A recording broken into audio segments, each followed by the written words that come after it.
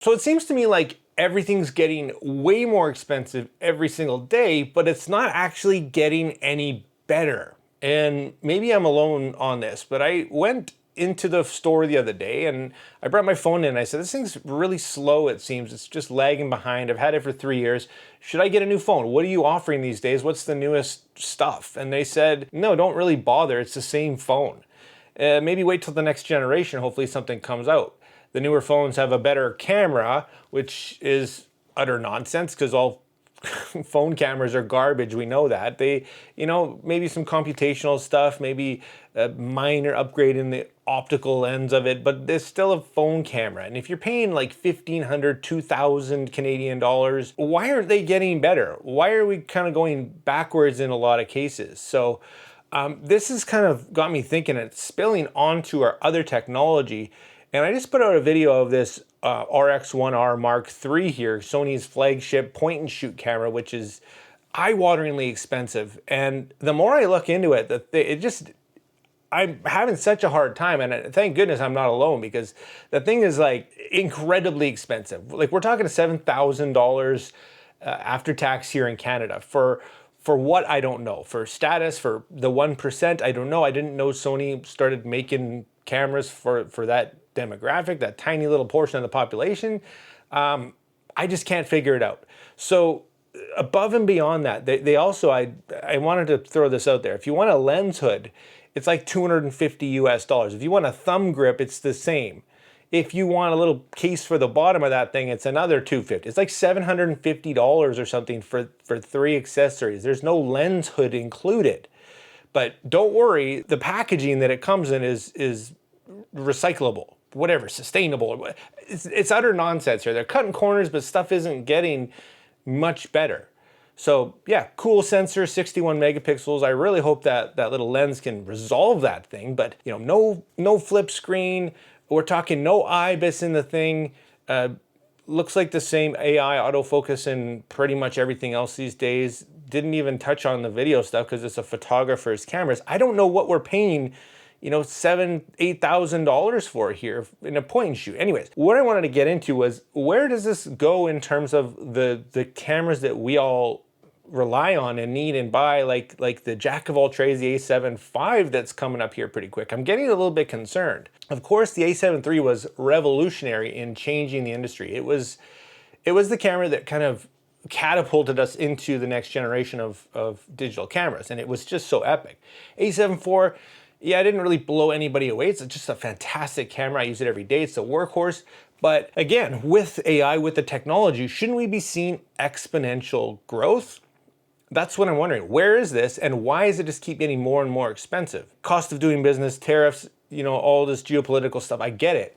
But we gotta find a happy medium. We've never had more technology, we've never had more resources, and yet we're starting to trend in the opposite direction. Again, going back to the A7V, which I'm really excited for. My whole channel is pretty much based off of cameras and lenses for everybody, and just sharing the love and the craft of photography and filmmaking, but not if it comes at the cost of selling your house or not being able to afford food. So I'm really hoping that they can pull this together here pretty quick here. I wanted to talk about a few of the things that I would love to see going into the A7V to really solidify this as a camera that people are gonna actually buy. And number one, I think a lot of people are hurting, so price point has to be a huge contributing factor. Where's the cutoff for the A7V that you feel is gonna just be out of reach now? Where you're gonna have to start selling lenses and stuff just to buy a body that's gonna, of course, just go out of style in a year or two. It's kind of really hard for me to say where that kind of threshold is. And I'm from Canada, so Canadian dollars, American dollars, it's a little bit different, and the tariffs are gonna play a little bit of a role, but that $4,000 mark is gonna be the very upper point for me, and I'm talking Canadian dollars. When I bought the A7 IV, I'm pretty sure it was like $32.99. So to see an over 20% increase on the A7V, like, we're getting into like what should be a very, very high-end pro camera at this point. And this is, let's be honest, this is a kind of a jack of all trades, middle of the range, pro entry-level camera that, I think a lot of people would be able to get into this camera normally and really grow with it. and just a fantastic camera, but I am worried about that aspect of this, the price aspect. Let's talk about the actual technology that's not getting better, that actually should be getting better. And one of those things is dynamic range. And I understand physics and all that stuff is always an issue, but the dynamic range doesn't seem to be really improving like I think it should. We've got AI, and AI is very good at making things better. So why isn't it making things that much better? That's what I want to know. It's very vague marketing stuff, you know, AI, autofocus and this and that, and it can choose between a bird and a dog and somebody's eye. But how much do you actually rely on autofocus tracking? Honestly, as a professional, if you are shooting with these cameras, how much do you rely on that tracking autofocus and that eye autofocus for your subject to nail it 100% of the time? Because I'm telling you, I sure don't. And unless it's like very, very, very good, I'm not gonna risk missing the shot.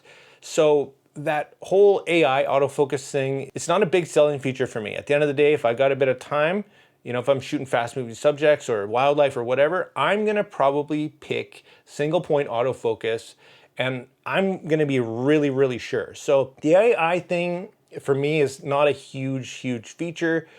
You know, of course, there's always the video modes, the 4K 60 and stuff, no crop.